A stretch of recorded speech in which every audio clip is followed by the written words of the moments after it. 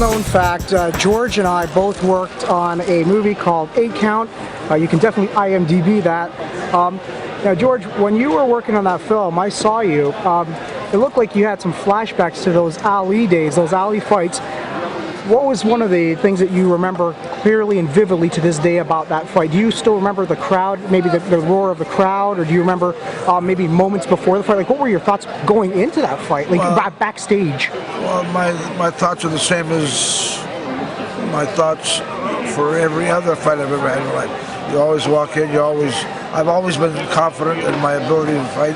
And I never thought anybody was going to beat me, even Muhammad Ali. I always thought I had a good shot to beat him no matter what. And it was a tough fight, and I had 2 tough fights with him. But when you're a fighter, you feel that no matter what, somehow you're going to win. And no matter what, somehow you'll emerge victorious. And I always felt that way in a fight, no matter what the results were. I always felt confident in the fight that I'd be able to handle myself well enough to hopefully win.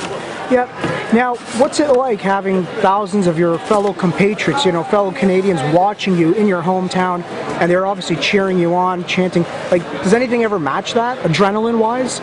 Well, it's always... like with the admiration, cheering for you and rooting for you? Well, in Canada, generally people are going to root for me. If I go somewhere else and fight someone in their hometown, generally they'll root for my adversary. It always feels good when people yell your name, when they encourage you in the fight, to win the fight, to keep punching and do your best. You can kind of hear that in the background. Sometimes all you hear is a roar, but sometimes you can decipher the people yelling for you or the people yelling for your opponent. Yeah.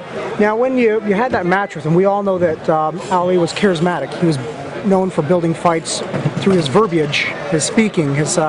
what did you think of that as a boxer? Because that was first of all, he didn't do that much with me. He didn't talk much. A couple times in the second fight, but he wasn't very verbose that way in our fights. Although I've seen him do that a lot with other guys, a few other guys anyway. So, but he wasn't that way with me. Not to any large degree.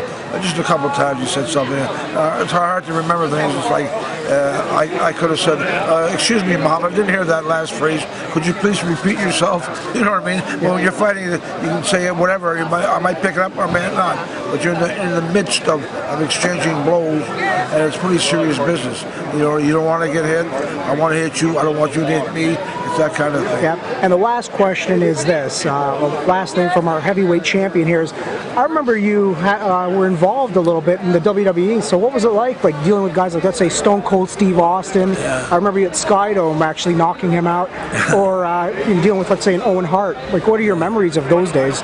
Well, because it was nice seeing you there. It's kind of fun. I knocked out Owen Hart by accident. How did that happen? What do you mean you knocked him out by accident? I was supposed to miss him by that much, and he was supposed to drop, but I hit him square on the chin. I missed.